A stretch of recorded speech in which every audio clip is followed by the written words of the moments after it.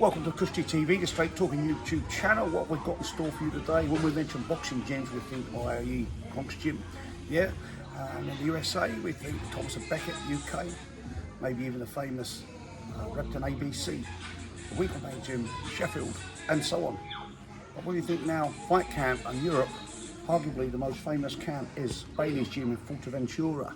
And my guest today is the very founder and owner of that. So I'm going to welcome him to Christy TV. It's all my pleasure. Thank you for coming to the show, Mr. Adam Bailey. How are you, sir? I'm very well, thank you. Jolly good. Jolly good. So, born in London, ABA fighter, East London boy, knocked around West London a bit, various ABA clubs. Yep. And in your 40th year, approaching your 40th birthday, you decided in 2003 to set up a gym of your own. Tell us briefly why that happened. I didn't actually come to set a gym up. I actually came to get away from a messy divorce in London. Went to America. Yeah. Ended up coming here. Started off running a restaurant, which I didn't do very well at, to be honest. All right. Is that bad cooking or? No, I just didn't have a clue how to do it. Right. I didn't know. They couldn't cook? Everybody took the piss, You didn't basically. like microwave food? No, I was feeding all my staff top steaks, so Right. I went out of business quite quick. Went into construction, which I'd always done in the UK, and then found myself going back into gyms. But for some reason, trying to get out of it, I was pulled back in. It's the old sort of saying, isn't it? You'll try to get out and they pulled you back in. Yeah. And I just trained at people's gyms. I didn't have a gym of my own. And it was just a case of people saying, oh, do you want to train in my gym? Do you want to train in my gym? Training people. And that's the way it went. And then one day, just out of the blue, a young kid came on and said, or his dad should I say, asked if I'd train him, and I really wasn't interested. Yeah. Didn't want to do it. Anyway, after about 3 or 4 attempts, he basically said, please Adam, and I went, listen, okay, let me have a look at him. Anyway, he was amazing. He was just like, it was like a breath of fresh air. It was like me being a youngster. But it was like, you know, when you want to relive your youth when you've messed up, and you can see it all in front of you, and you think, well, hold on a minute. Yeah. So I cashed in a pension which I'd had in the UK, which was meant to expire or sort of mature at 55. I took it early, and I invested that into my first gym. Yeah. And from that, it just snowballed. It was kind of surreal. It was kind of like I never thought it would go any further. So I kind of outgrew that gym, went to another one, where I was, to be fair, I was panicked. I was like, I think it's too big, it's too much. Didn't have any equipment. I had a ring, I had a few bags and a bit of equipment, but nothing what I would class as a gym. Yeah. Blagged it. Just blagged it. When people came in and said, did you have this, did you have that? I go, yeah, that's on its way, that's coming. I'm just waiting for the transport lorry to come. Blagged it.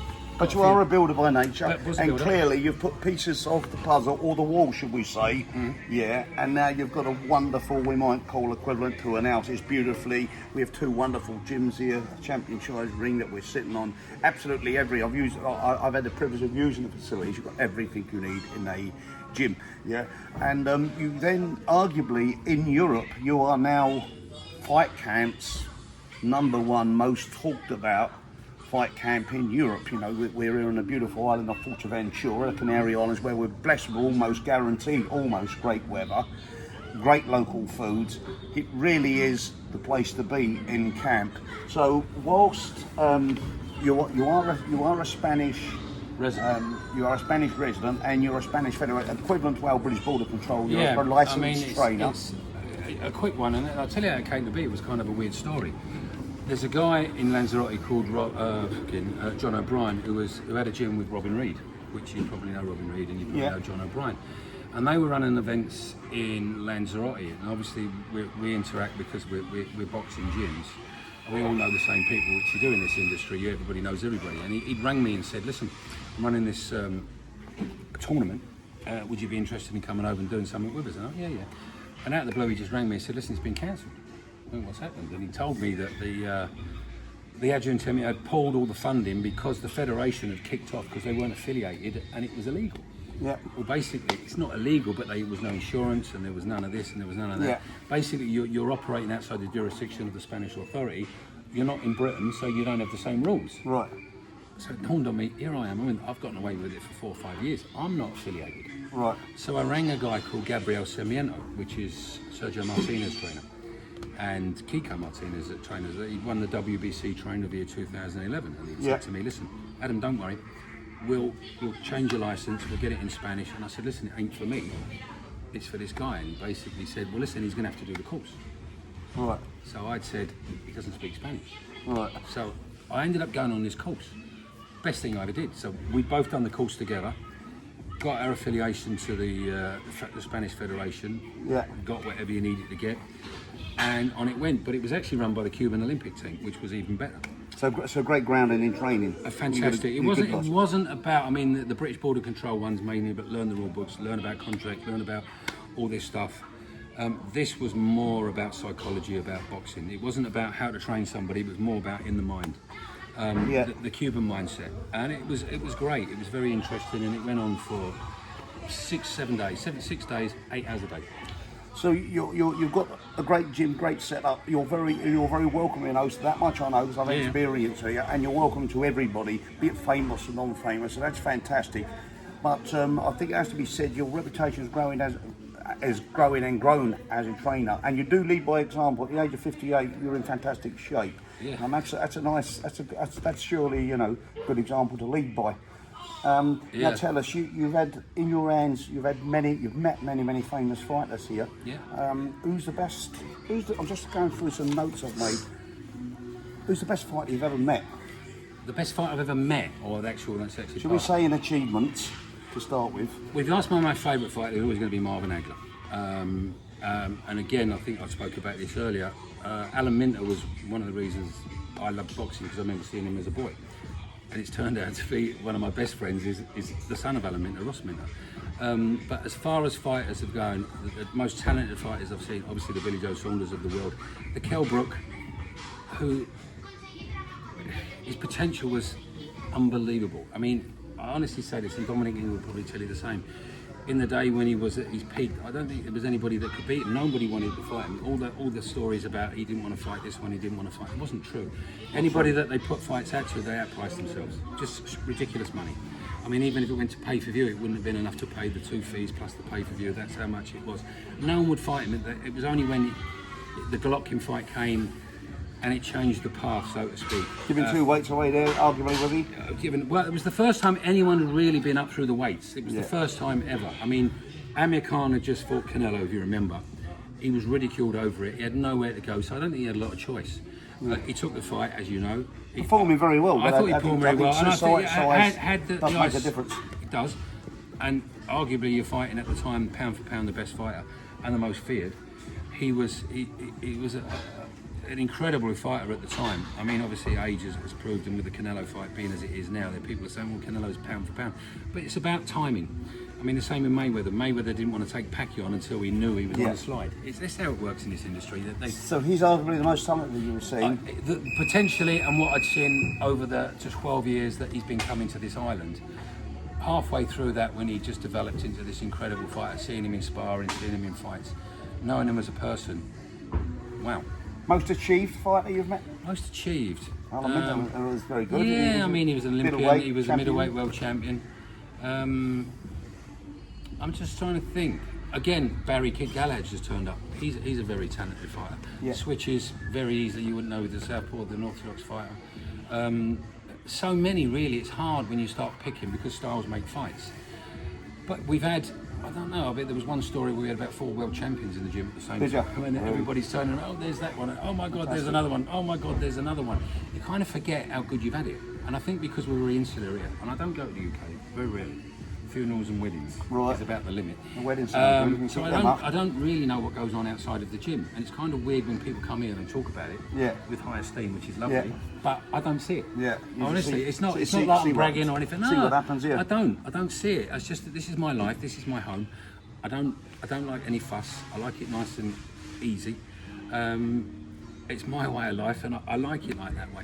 I love fighters that come because I know how hard it is to make it in this industry, and it's like people just take the piss out of them. You know what I mean? Oh, you're famous. You want money. Oh, you've got money. Even if you're at a British level, even world champions that haven't earned loads of money, you have to be slightly different to have that little bit more that they want to pay for you to see. So it's hard for these fighters, and people think that they've got loads of money. That it's a high-end in sport. It's a dangerous sport, as you know. You've got family in it. You've done it yourself.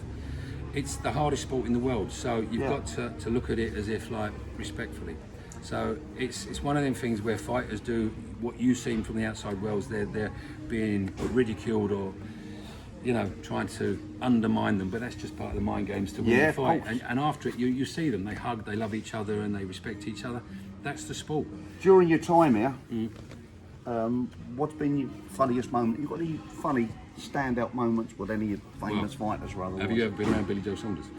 I know Billy Joe Saunders a little bit. I know his dad better, but yeah. Yeah. So Well, lots of pranks. Loads. Any we can repeat on camera? Well, some that have been posted online, as you've probably seen with him involved with the police, doing the silly little things that he does. Right. There was one incident where there was Josh Taylor, Ben Davison was here, and they'd been down the harbour on the jet skis and they were messing around and they were meant to go on the this figure of 8 and come round. They decided they wanted to go off to Lanzarote, which is the next island off. So the guy decides who's in charge of the jet skis to chase after him. Right. So he's gone out to go and get them. Little did he know, they tied up the back of the jet ski, and as he's got about 20 metres out, it yanked him off. Police were called. Oh dear, oh dear. Yeah, That's usual that sounded thing. like Yeah, one of usual. his pranks. Yeah. Made them laugh. And some that I can't mention. But can on you camera. imagine the other bloke not being tied up and he gets to the other side and he's got 3 world champions to try and get jet skis back off? That would have been a tougher job, wouldn't it? He would have needed more than the police, I It's think. like babysitting children. Yeah. Honestly. During things go wrong in fight camp, actually, and when I say they go wrong, accidentally, in sparring, great fighters have been knocked out, including Sugar Ray Leonard, Anthony Joshua, so on. Many been knocked out in sparring. What's your scariest moment? I.e., it could be somebody dropping a weight or somebody being knocked out. What's the scariest moment in your 19 years in your profession? I've not seen any fatalities. Touch wood. Thank You've God. seen. You'll get the odd one that's sparred and think they can handle it, and then they'll vomit or they'll throw up. I've not seen any bad injuries where people have been knocked out. Yeah, you've seen knockouts. They've come up with a black eye, but a little bit of a concussion. No serious. Part of the Europe game. Yeah, nothing that I would say was bad. Again, these are professionals. They know they're wearing big gloves. They've got headgear.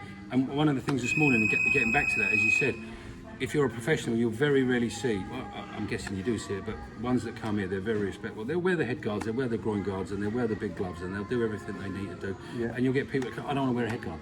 Yeah. No, you're wearing a head guard. No, but I don't want. I can't. Listen, you're wearing a head guard. Yeah. It's there's a reason why there you wear for it. you, You it's still there feel for the you. impact, as you know, but you get a clash of heads. You get a cut. You're out of the game. It's, And you're it's a out of the game, livelihood. of So course. it's important that you respect the rules, and the headgear is important. It's not because it's there to protect you. It is in a certain way. It doesn't blunt the pain of the power of the shot. It's to stop the cut. And the cut, Sure. There's a saying in life, we shouldn't have favourites, and if we do, we shouldn't reveal them. But who's your favourite fighter to work with or see through your doors? Well, they're all my favourites in the sense that I like them all. There's not many fighters that come in that I dislike. Generally, fighters are nice blokes, eh? They are. I mean, as much as you read in the A lot papers, of the public at home don't understand. They're generally They nice don't blokes. because you know what? They've got an image to maintain. And you imagine it's not like a footballer that goes out to a crowd of 60, 70,000. There's 11 players each side. When you're a fighter and you're going out to a stadium, I mean, as you know, there's been stadiums of 100,000. Billy went out to, I think, 110,000 in Texas. It's one man. Yeah. Everybody's focused on that Absolutely. one man. So to Yeah. them, you're like demigods. You're just. Yeah. The feeling must be. I don't know. I can't imagine it because it's not me that's on the line. But I've spoken to people that are part of the training camp when they've been there. They say that the arms on their.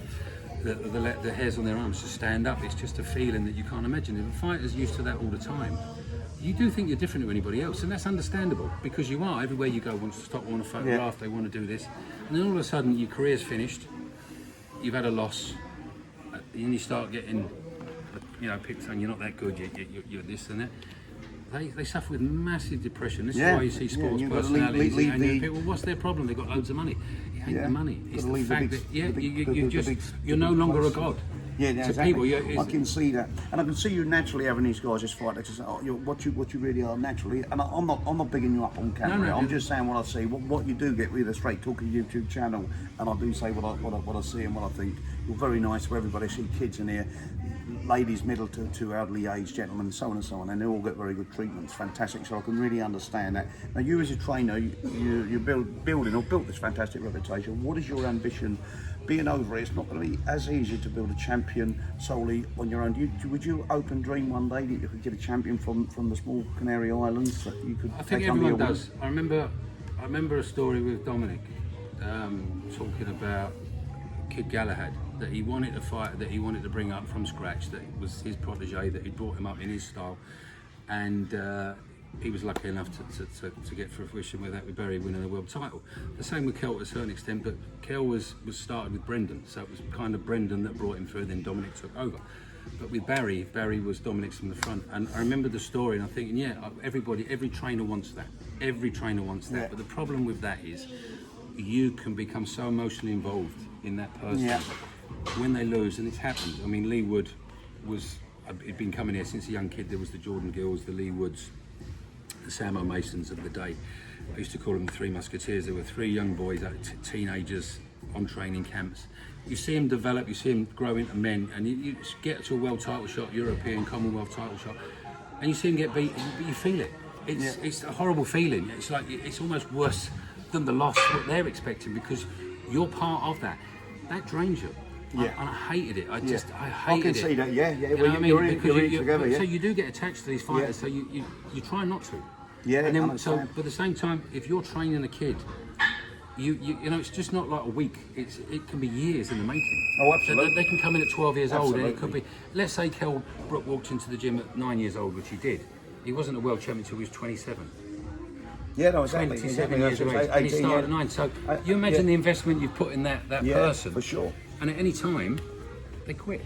Yeah. And I've seen it. I've seen them do it. Oh, and yeah. It's like, and you put everything into it. Not 9 years And down it's the like, road. And yeah, they're I mean, they're 18, 19, they get a girlfriend, they get someone whispering in their ear, they learn to drink, they find a drug, they do whatever they do, and they go on a different path in life. Oh, it's a tough world for It's a a trainer, tough world. for sure, So, you know, as well as, yeah, because but you the invest same- emotion as well as time, Yeah. as you rightly said. You know, they talk about skill and dedication and motivation. You know, dedication by far will precede anything, because that's the ones that want it, they want it, they want it, they want it. No matter what stands in their way, they want it. Well, the next question I was going to ask you, I know you're a busy man. The next question I was going to ask you, what advice would you give for any up-and-coming young fighter from our fans at home? What advice would you give somebody? Example, there's a young 12-year-old, 14-year-old, etc., 9-year-old, wannabe fighter, even 21-year-old. What advice would you give them? What's the basic fundamentals? As I say to all my students, listen to every coach, that whatever they tell you, whether you believe it or whether you don't dismiss it. Stick it in the back of your mind, whether you use it, whether you don't. It's all part of a toolbox. You can go to any part of that toolbox and take that tool out and use it. But if you dismiss it, it's kind of like you're cutting yourself short. So every advice is good advice. Whether you think it or consider it, or someone's whispering it, don't listen to him, don't listen to that one. Listen to everybody. There's nothing wrong with that. You can make your own opinion. As you know, nobody's perfect in this world. We all have our own styles. We collectively take a bit of this and a bit of that, and we make it our own.